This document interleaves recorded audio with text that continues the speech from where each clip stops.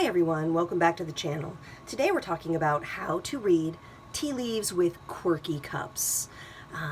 They're not really necessarily quirky, they just defy those beginner rules that I gave you when I started this series, and we talked about the basic supplies you would need to get started with tasseomancy. So I had advised previously a nice, simple, plain interior so that you wouldn't have distractions, with decorative patterns and whatnot from reading the shapes the tea leaves made. And I advised, just for simplicity's sake also and minimal distractions, a nice circular, smooth as you could get it, rim of your cup and a nice round bowl shape, so that things would slide and move pretty easily and not get hung up anywhere or all blobbed together in just one section.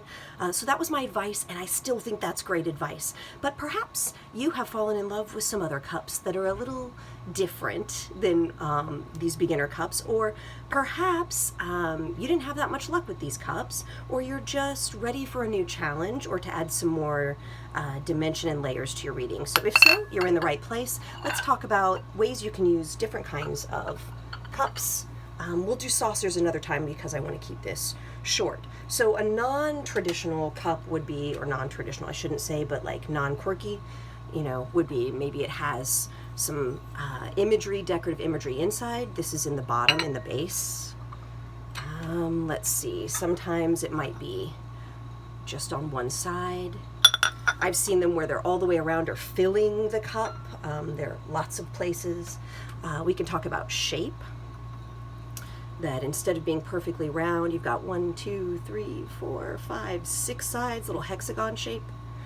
This is also dimply and lumpy and bumpy, and it's that way on the inside as well. So those are definitely not traditional. Let's talk about what you can do. So you have a couple of options. If you have a quirky cup, you can ignore it. You can still just do the readings, in the very beginner basic readings, and you don't allow the imagery to distract you in any way. You don't let it affect your reading or your interpretation of it, and you just move on as if it's not there. So that's one option, just ignore it.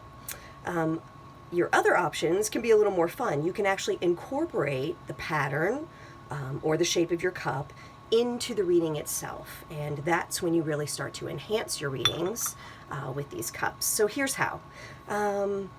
Incorporate the symbolism of the imagery within the cup into your reading. So, for example, in this one, we have some roses. So, I think most everyone would agree, at least for sure in contemporary, and not even just contemporary, even older than contemporary, Western society, that the rose has long been a symbol of love and relationships. And you can get particular about the color if you want, or you can just say to yourself, you can set the intention when you start the reading that I'm going to do this kind of a reading, and anything that falls onto the roses I know will be designated as being particularly important and influential on my sitters' relationships, their relationship status. So it will be having to do with the relationships in their lives. You can do it that way. You can go deeper and worry about the colors and say, well, if it lands on the pink, pink is for friendship. If it had been red, you would know that was for romantic love. If it was white, it's more about, purity and kind of a higher ideal love, an idealized love. You can interpret it however you want. You can use your own personal associations. But for me, I would keep it simple, and I would do a regular reading, whatever reading I decide to do, and then I would just say that anything here is going to be specifically unique to personal relationships, and perhaps love relationships. You might say it might be about a romantic relationship. So that's one option. You can use a mark to designate your sitter. So we used this cup, I think, in the last video. So here I can say that these hydrangea blossoms, those are going to represent my sitter. So then you will still go through the whole process just like you normally would, and then any images, shapes, symbols that seem to be moving toward the sitter can be seen to be coming into the sitter's life. These are energies and events and people that are going to be entering the sitter's life, or they're gaining in significance in the sitter's life at the current time of the reading, and things that seem to be moving away from the sitter. It could be in any direction on any side. For example, in the last reading there was a turtle that appeared, and I talked about the turtle's symbolism, and if the turtle's head had been coming, aimed toward what we use to designate the sitter, then I would have said that, you know, that was going to directly affect the sitter's life and it was coming into significance. And if it had been aimed, you know, as if it was moving, crawling away from the sitter, I would say it was diminishing, it was leaving, it was becoming less significant, it was something that was exiting the sitter's life. I hope that makes sense. Let's see. What else could you do? Oh, this is a fun one. So you can, sometimes you'll find these cups in which it's not just one, it's not just like one image. This, if you look at it, this cup is actually entirely one half. So if you see here from the handle to the top, this whole right half is filled with these luscious, growing, you know, ripe fruits and blooming, full bloom flowers, and the entire left half is blank. So I like to use cups like this, and this one is perfect for it, to create a dual concept reading. For example, everything that falls onto this side where it's all lush and growing could represent gifts to harvest, things that are ready to harvest now, things that are coming to fruition right now. They are at their most potent and strong. Take advantage of these opportunities, actions, people, etc. And everything on the left are things that are dormant, that they are seeds for the sitter to plant, things to do, things to grow, things to nurture. So you can treat it that way, just a dual, you know, to harvest, to plant kind of idea. So that's something you can do with the imagery within a cup. Let's talk about the shapes a little bit. So I really like this little guy because it's hexagonal, so it's a six-sided.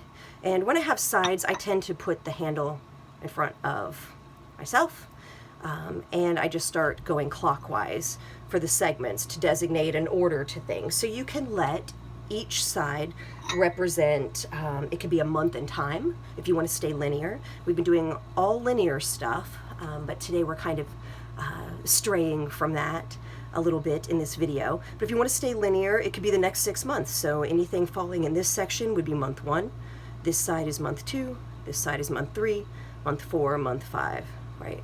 Am I 6? Yeah, 1, 2, 3, 4, 5, 6. Yeah, it's not a clean, perfect, you know, hexagon. So it's a little subtle, but you can see it, especially if you're here. I don't know how it's showing up on video.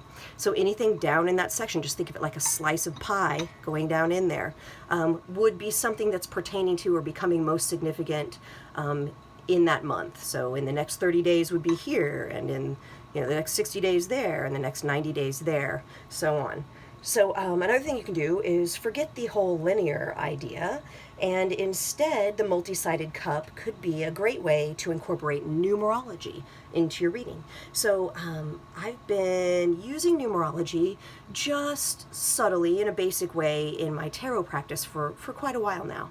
However, in my studies in spiritualism, especially a lot of the classes that I've been taking, I think I've mentioned that on this channel a couple times now. I go to Camp Chesterfield pretty regularly, and I've taken courses, and I've been introduced to their interpretation of numerology, and some of it's the same and some of it's different. And I still need to practice that because I had learned it one way, and now it's subtly different in the realm of spiritualism, and I want to get more familiar with that. So I use this as a way to practice my numerology. So when I'm doing a reading, I will designate each side, 2, 3, 4, 5, 6, to be seen through the lens, whatever symbols will appear here with the leaves, the lens of the spiritualist version of numerology. So 1 would be new beginnings, independence, and leadership.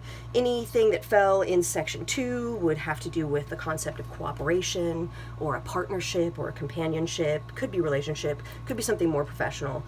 Anything in section 3 would be creativity, joy, self-expression. You know, section 4 would be about, you know, building something solid, stability, discipline. Section 5 would be about change, freedom, and adventure. So if you saw little dots and lines kind of leading up before anything happened in section 5, you know, it might suggest, I think of lines as like a trip or movement, that, you know, there's going to be a trip in the near future or some opportunity for travel or something, and to pay attention and look for that. And the 6th section, 6 is are often about duty and responsibility, and that could have a lot to do with one's professional career, but it could have other elements as well. So I think you get the idea. Numerology. I think I have time to tell you one more thing you could do, and this is something I do. You don't have to. This isn't going to be as broadly appealing. Spiritualism with the capital S is not a huge growing thing. I think it's actually a dwindling thing here in the States. It's much more popular, but it's different also in Europe. The States are the birthplace of it. But another thing that I use the shaped cups for is to get messages from my guides. And so if you're using kind of the traditional historical names and labels, which can seem a little dated and confusing, and I don't have time to explain them to you in this video, but just trust me on this. If you're using the labels of your spirit guides in the way American spiritualists tend to, and the way I've learned them, then you can designate each section to be a message from a particular guide. And so, of course, you're setting all these intentions during the brewing and the sipping and the spinning and all of that you do, that we've talked about on this channel. So if something appears in section 1, I'm going to designate that section 1 is for my master teacher. Anything in there is a message from my master teacher, and the master teacher governs certain things in your life, kind of looks after and advises about certain things in your life. Anything in section 2 is going to be designated for my doctor teacher. The term doctor is kind of honorific in spiritualism, so don't take it literally like it's actually like has to be like a, I don't know, like a physician necessarily.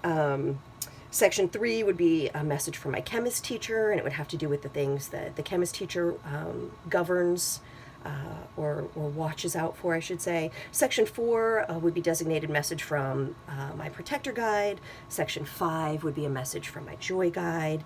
And I leave section 6 open for a message from just a loved one in spirit, not an official, guide, that's been with me, since birth or anything like that. Maybe just an ancestor message, or if there's a loved one in spirit. Maybe something will show up in some of those sections, and other sections will be blank, and so you don't have messages from everybody about everything, and that's the way it goes, and it will vary. So that's a lot. That's a lot about what to do with quirky cups in a short amount of time. There are, of course, more things. If you have some ideas on ways that you can incorporate your quirky cups into your tea leaf reading, I would love to hear about them.